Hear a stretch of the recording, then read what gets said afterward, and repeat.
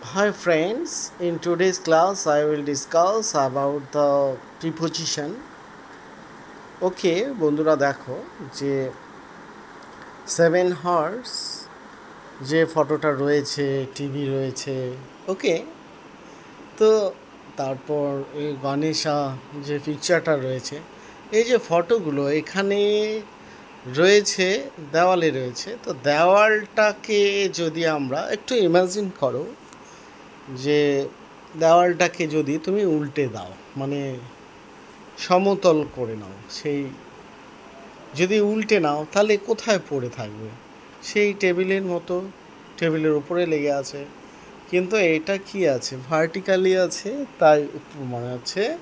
কিন্তু এক্ষেত্রেও আমাকে অন প্রিপোজিশনটাকে ইউজ করতে হবে যেমন ক্যালেন্ডার আমরা রাখি the photos of seven horse is on the wall, the TV is on the wall, the picture of Ganesha is on the wall. তারপরে if you hang a calendar then you have to say the calendar is hanging on the calendar is on the wall. Okay.